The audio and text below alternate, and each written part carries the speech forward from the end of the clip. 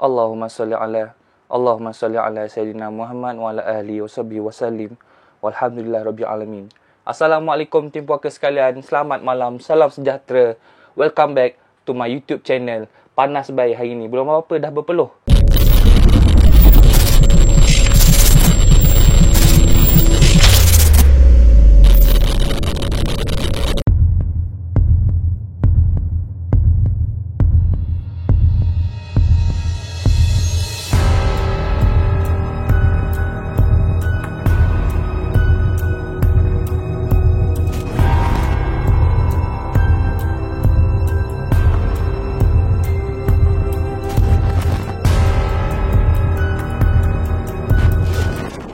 Hai geng, selamat malam. Ya Allah, tak tahulah, panas sangatlah malam ni. Aku confused. Ni Malaysia ke oven? Tapi before that geng, jangan lupa like, jangan lupa subscribe, jangan lupa on notification button. Dan bagi yang share cerita aku dekat social media, jangan lupa tag aku dekat aku Iqmal Hanif. Jangan lupa hashtag kita dekat Tim Puaka. Tapi tak tahulah geng, lately ni memang panas gila lah. Aku kalau tidur, katil aku confirm basah geng. Bukan kencing atas katil, tapi berpeluh. Lagi satu geng, kalau korang rasa bosan-bosan hadap homework, hadap assignment buat kerja, korang follow lah aku di social media. Kenapa kena follow? Tak tahulah, saja nak suruh orang follow. Tapi kalau korang follow, kau akan dapat sesuatu daripada aku. Dapat apa? Dapat apa lah? Tak dapat apa-apa kot, tapi follow lah geng. Lagi satu, aku ada buat TikTok. Dan dekat TikTok ni, aku ada sediakan video-video pendek kisah seram seminit 2 macam tu. Bang, kenapa tak buat kisah seram kat story IG? Kalau aku buat kisah seram dekat story IG geng, nanti IG aku dekat story tu jadi jentik-jentik. Bang, tapi saya tak ada TikTok bang, macam mana? Takkan tu pun aku nak kena fikirkan. Aku dah lah panas ni geng. Jangan sampai panas-panas ni aku campak kain ni kat muka korang. Hui, garang. Tak lah geng, memang panas lah. Aku tak tahu lah nak borak macam mana panas dia ni. Panas-panas juga, tapi story puaka mesti diteruskan. Pada malam ni, aku nak ceritakan sebuah cerita seram. Dan cerita ni sesuai sangatlah untuk korang yang bermulut puaka, yang jenis mulut-mulut celaka, yang suka mengata orang, suka cakap member kau dah lah gemuk, muka macam tapak selipar, ketiak bau Maggi. Jenis yang suka mengata-ngata member tu, kisah ni sesuai untuk korang. Untuk kita sama-sama belajar dan ambil iktibar. Cerita ni telah dikongsikan oleh salah seorang tim puaka kita. Dan benda ni berlaku dekat kawan dia sendiri. Nama kawan dia adalah Asri, berumur 18 tahun. Asri ni duduk di Kuala Krai, Kelantan. Dan cerita ni baru je jadi, lebih kurang dalam 2-3 tahun lepas. Dan Asri ni dikenali sebagai seorang lelaki yang bermulut lancang. Jenis yang cakap lepas, jenis yang tak fikir apa orang lain rasa. Kalau ada member dia jenis macam bab sikit, yang tembam-tembam sikit, dia cakap, kau ni besar-besar jalan sebelah aku, kau terbalik bumi, tak stabil sebab kau besar sangat. Dia terus cakap geng, tak fikir perasaan member tu. Tapi lepas sesuatu benda ni jadi, menyebabkan dia terus berubah geng. Nak tahu benda apa yang jadi? Kalau nak tahu, kita tukar lampu merah dulu. Hari ni aku tak nak tepuk tangan. Tepuk tangan macam klise sangat. Dan disebabkan aku dah belajar main TikTok, hari ni aku nak kibas kain. 1, 2. Kau tengok pengaruh TikTok. Dah tak ada tepuk-tepuk tangan. Kita main baling-baling kain je. Dan cerita seram pada malam ni bertajuk Puaka Pocong Berkafan Kuning.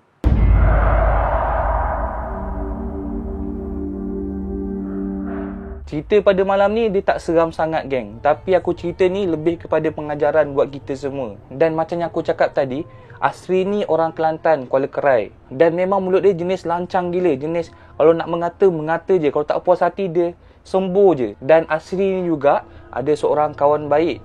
Kawan baik dia nama Bob. Dan Bob ni adalah seorang lelaki yang bersaiz seperti akulah tapi lagi besar. Yelah, jarang orang nama Bob saiz kecil-kecil, betul tak? Tapi Bob ni memang sahabat baik lah. Mana Asri pergi, Bob akan ikut. Dan selalunya Bob ni akan jadi mangsa ejekan oleh Asri. Contoh, Bob dengan Asri ni tengah makan dekat McD. Tiba-tiba kat meja sebelah ada satu grup perempuan tengah makan juga kan. Asri pun bahaya lah Bob. Bob, kau jangan bernafas kuat-kuat Bob. Kan habis udara kat sini, kita orang nak hirup tak ada. Yang meja sebelah perempuan ni gelak lah. Iki. Asri ni rasa macam bangga lah. Aku dapat buat lawak.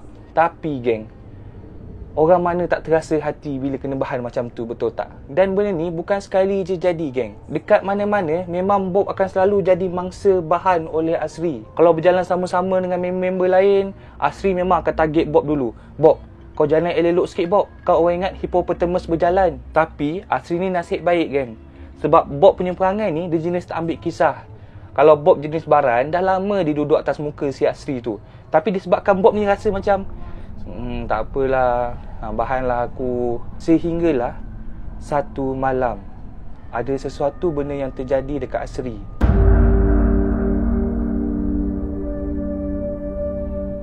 Asri ni duduk dekat satu rumah sewa. Dia duduk sorang-sorang je kat situ. Satu malam dia tengah tidur dalam bilik.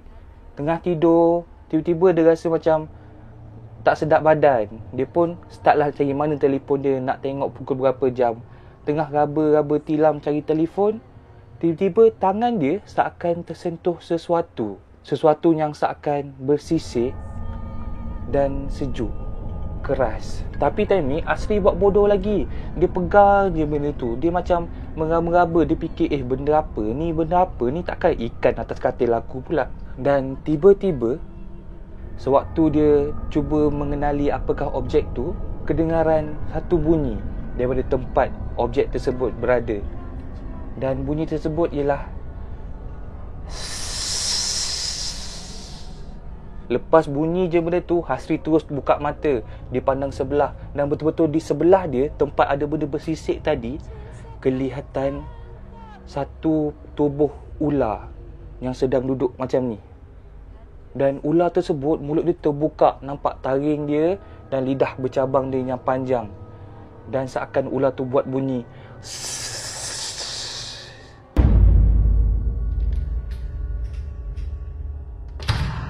Member terkejut sedar-sedar ada ular dekat sebelah. Dia terus berguling, gedeguk, gedegak, gedeguk, gedak, gedush. Jatuh katil geng. Dan bila dia jatuh katil, tiba-tiba dia tersedar dari tidur, terus duduk. Mimpi rupanya. Tapi mimpi tu seakan mimpi yang real, mimpi yang betul.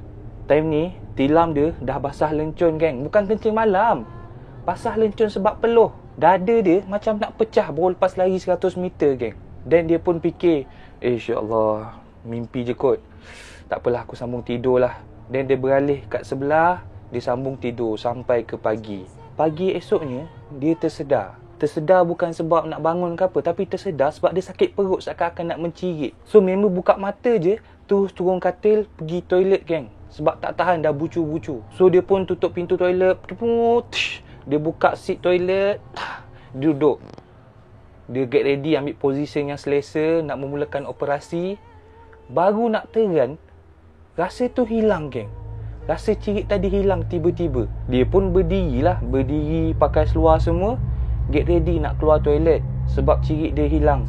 Bila dia langkah kaki keluar daripada tandas, tiba-tiba bulu roma dia naik geng. Bulu roma dia naik senaik mungkin. Dan naik bukan sebab nampak hantu, naik sebab rasa nak cirit lagi sekali. Dan bila rasa betul-betul nak terkeluar ni, member ni terus berlari masuk toilet, kunci pintu, duduk je, prong, berselerak geng bau dia. So bila dah lega buang air tu, dia pun berdirilah. Dia pusing belakang nak flush toilet. Dia pandang dalam mangkuk tandas tu. Yang dalam mangkuk tandas tu bukan najis geng, tapi dalam mangkuk tandas tu seakan takungan darah yang merah menyala. Dan ada ketulan-ketulan seakan macam darah beku. Member time tu ke belakang, tengok, uish, asal ni, ni bukan najis ni usus aku terkeluar ke? Aku ada buasi ke? Dan dalam keadaan takut, dia pun capai flash, dia flash. Air keluar. Walaupun dah flash tandas tu, still ada kesan darah-darah di sekeliling. Member ni dah cuak. Dia pusing belakang, dia keluar daripada tandas. Dan ni dia fikir macam-macam. Ya Allah, aku dah kena siapkan wasiat lah ni. Dah nak mati lah ni, berak berdarah. Subhanallah, teruknya. Tapi dalam risau-risau dia tetap rahsiakan benda ni. Dan hari tu memang macam biasa, tak ada apa-apa pelik yang jadi. Sampailah pada waktu malam tersebut. Time ni dia baru balik. Dia bawa satu makanan, letak makanan atas meja, get ready nak makan. Tengah lepak sorang-sorang atas meja makan sambil main telefon dan suap nasi, tiba-tiba perut dia rasa macam lawyer. lawyer seakan-akan yang mengandung macam tu. Dan dia pun fikir, asal aku lawyer nak muntah ni, masuk angin ke? Takkan aku pregnant, aku laki kot. Dalam keadaan lawyer, keadaan nak menjuluak yang uek-uek tu, tiba-tiba dia rasa seakan ada sesuatu yang nak keluar daripada mulut dia. Dia pun apa lagi, dia berdiri, dia terus pergi ke dapur dekat sinki. Dia hadap sinki macam tu, dia cuba keluarkan. Uek. Sampailah Asri seakan termuntah. Tapi yang keluar daripada mulut dia bukan makanan, geng. Yang keluar daripada mulut dia adalah darah dan ada beberapa tumpukan seperti benda pejal yang keluar daripada mulut Asri. So Asri pun macam terkejut lah. Uish, ini apa yang keras ni, takkan ayam seketul keluar kot. Dia pun buka air sinki. Air tersebut pun mengalirkan semua darah yang ada kat atas sinki tadi. Dan ketulan darah yang keras tu Asri tolakkan biar kena air. Di sebalik darah-darah tersebut ternampak ada kain kuning. Dan kain kuning tersebut seakan ada isi di dalamnya yang berbalut. Kau bayangkan, member muntahnya penuh darah atas sinki. Dia cuci dan ada satu yang macam bersalut dengan darah. Bila dia cuci benda tu, tengok macam ada satu benda yang macam berbunjuk lah orang cakap. Dan benda tersebut berikat, berwarna kuning, tapi ada kesan-kesan tanah. Bungkusan tu kecil je, geng, lebih kurang dalam jari kelingking je. Lepas tu Asri pun decide, benda apa ni? Dia ambil gunting, dia buka ikatan tu. Pak. Dia buka pakai sudu. Dan di sebalik kain tu, lepas dia buka, ternampak ada 3 bilah jarum panjang. Time ni Asri terus menggeletar, geng, tangan dia. Hati dia dudap. Dia cuba buat bodoh, dia cuba tenangkan diri, dia cuba lupakan apa yang jadi. Tapi that time dia tahu yang ada orang buat benda jahat dekat dia. So dia pun ambil lah kain tu, dia buang dalam tong sampah. Push. Lebih kurang dalam pukul 12 macam tu, dia masuk tidur. Dan terjaga dalam pukul 1-2 pagi. Sebab keadaan macam bahang, panas sangat. Panas akan bilik-bilik tu macam dibakar. Peluh mengalir-ngalir, geng. Padahal kipas nombor 5 tu. Uish, aku panas juga, peluh mengalir-ngalir ni. Kipas nombor 5. Ada orang buat aku ke? Asri buat bodoh. Dia cuba juga untuk tidur walaupun peluh dia mengalir. Dia pejam-pejam. Dan tiba-tiba Asri terdengar satu suara daripada bahagian depan katil dia. Dan suara tersebut adalah sebuah suara yang garau. Suara lelaki yang berkata, "Aku akan ganggu kau sampai kau mati."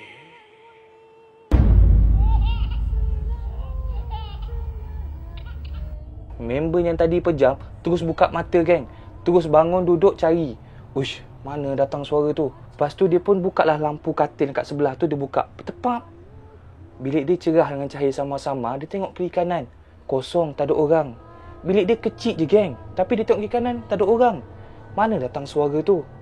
Dia pun fikir, aku mengigau kot. Maybe suara tu dalam otak aku je. Aku tak nak apa-apalah. Dia pun tutup lampu. Dia sambung baring. Dan masa dia cuba pejamkan mata, dia cuba untuk lelap, tiba-tiba ada satu bauan yang tengit, busuk, bau bangkai yang memang menyakitkan hidung. Dan bau tersebut seakan datang dan memenuhi bilik Asri. Asri pun bukalah lampu kecil dia kat sebelah. Dan dia balikkan badan. Dia cari mana bau tu datang. Dan that time dia ternampak betul-betul di hadapan katil dia berdiri pocong yang berkain kafan warna kuning. Dan muka pocong tersebut seakan hancur. Yang ada hanyalah biji mata dan juga koyakan-koyakan di pipi.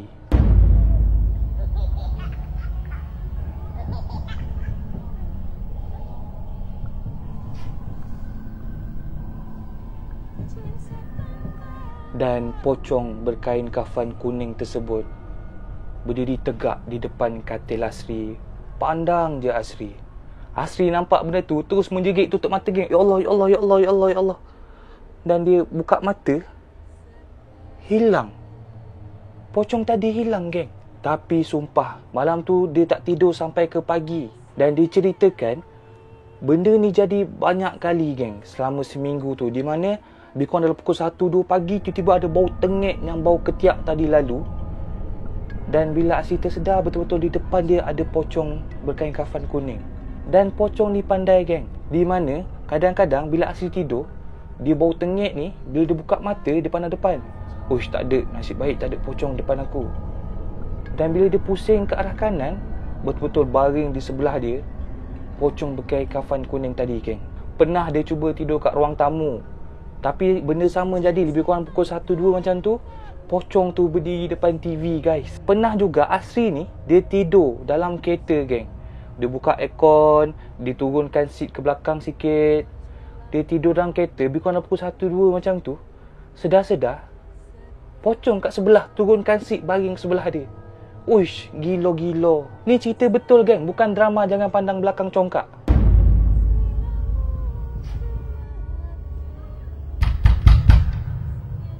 Sampailah Asri ni dia tak tahan. Dia pergi jumpa seorang ustaz ni. Ustaz ni pun tolonglah rukiahkan Asri. Bismillahirrahmanirrahim. Dan ustaz cakap, Asri, awak ni kena santau. Tapi saya tak boleh bagi tahu siapa santau awak sebab takut jatuh fitnah. Dan saya minta maaf sangat Asri sebab saya rasa saya tak boleh ubatkan awak sebab santau ni kuat. Dia hantar santau daripada Siam, daripada Thailand. Tapi saya dapat bayangan Asri. Bayangan dia yang santau digunakan untuk kacau awak ni diambil daripada satu mayat yang mati aksiden. Dia kafankan pakai kain kafan warna kuning dan tanam di belakang rumah bomoh tersebut. Dan benda ni susah sangat nak buang Asri. Kena cari tok bomoh tu sendiri, minta dia buangkan. Sebab cara dia santau ni dah lain sangat Asri. Dan ni bukan bidang saya. Ustaz tu cakap macam tu, Asri terus terduduk geng. Dia terus fikir masa depan dia. Tak nampak langsung masa depan time tu. Dan apa jadi dekat Asri? Since that day, Asri jadi seorang yang pemurung geng. Dia murung, tak bercakap dengan orang, makin kurus kering. Gila kau tak murung, gila kau tak kurus kering. Kau bayangkan setiap pukul 1, pukul 2 pagi, kau sedar-sedar pocong depan muka kau. Hari-hari geng. Sebulan kemudian, time ni Asri dijaga oleh mak dengan ayah dia. Asri memang tak larat langsung bangun sebab tak makan, tak minum. Dia terbaring je atas katil. Mak dengan ayah dia pun macam dah fed up. Yelah, siang okey. Siang boleh bercakap apa, tapi malam meracau, menjerit. Dan kadang-kadang berak berdarah, muntah keluar jarum. Mak ayah Asri tambah, dah panggil macam-macam jenis ustaz dah. Semua tak boleh ubatkan Asri ni sebab bomoh ni dipakai sesuatu yang memang tak boleh nak diubat. Kecuali kalau minta bomoh ni sendiri yang buangkan, ataupun kau pergi jumpa siapa yang hantar ni, kau minta dia buangkan. Dan ada seorang ustaz ni, dia bagi tahu. Lepas merayu-rayu lah, ustaz tolonglah bagi tahu siapa yang hantar benda ni. Dan ustaz tu cakap yang hantar benda ni kat Asri adalah kawan baik Asri sendiri, iaitu Bob. Bila dapat tahu Bob yang buat, Asri ni terus meraung menjerit geng. Sedih gila sebab member sendiri buat. Tapi yelah, member dah kurus kering geng. Memang tinggal tulang je. Tulang rangka dia jadi gitar geng. Kalau terjatuh dalam minyak panas, terus jadi rangka goreng. Tapi memang diorang cari Bob ni gimana. Call tak angkat, pergi rumah diorang cakap dia dah pindah. Puas merata satu Malaysia cari, tak jumpa mana orang nama Bob ni. Dan lepas beberapa hari mencari, dapat berita bahawa Bob telah meninggal dunia. Di mana jiran dia jumpa Bob dekat rumah, tapi yang tinggal hanyalah rangka tulang, seakan telah meninggal dunia lama, berminggu.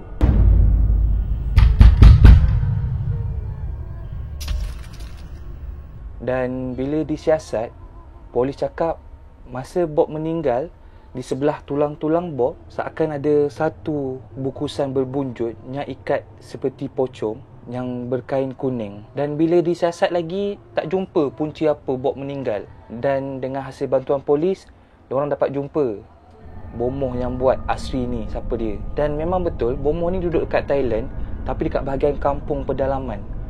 Nak cari memang susah. Tapi diorang ikhtiar juga, Asri keluarga dia ikhtiar cari bomoh ni, pergi Thailand, tanya orang. Tapi tak jumpa, seakan bomoh ni tak wujud. Dan malangnya, beberapa hari selepas itu, dikhabarkan Asri meninggal dunia. Al-Fatihah.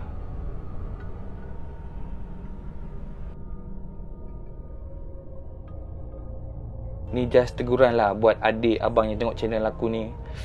Kita sekarang ni hidup dah susah. Dalam zaman susah, zaman Covid, ekonomi merudum, orang bunuh diri sana sini, dengan ada yang kena buang kerja. Pesanan aku satu je lah. Kita jagalah perasaan orang. Kalau korang tak ada benda baik nak cakap, korang fikirlah banyak kali. Kadang-kadang kau bahan orang, weh gemuk, weh kurus, weh muka buruk, weh muka macam kotak kasut. Niat kau nak bergurau betul tak? Tapi orang yang kau hina tu, kita tak tahu geng dia simpan apa. Dan boleh jadi apa yang jadi dekat Asri malam ni boleh jadi dekat korang. So aku rasa tak payahlah kau nak toksik-toksik, kau nak cakap-cakap, kau nak peli-peli, kau nak buruk-burukkan member kau demi nak bagi orang lain gelak. Memanglah niat kau, aku nak gurau je, aku melawak je. Kau gurau sikit tak boleh? Oh, kau bahan orang boleh. Cuba lagi yang si gemuk tu bahan kau balik. Tak ke kau koyak? Kau nak orang hormat kau, benda first yang kau kena buat ialah kau hormat orang dulu. Aku hari-hari aku perhati je geng ni dekat komen bawah ni, dekat chat bahagian sebelah ni, ada yang mengata-ngata aku. Itu kalau aku nak jahat, aku boleh santau tu. Tapi yelah, kita fikir kalau kita main santau ni memang terus masuk neraka, macam tak payahlah, tak berbaloi. Tapi ingatlah, kalau aku maafkan korang, belum tentu nanti kau buat benda sama dekat luar, orang tu akan maafkan kau. So aku rasa that's all lah for tonight. Jangan biarkan hidup anda menjadi story puaka. Jaga diri, jangan sakitkan hati orang. Ciao.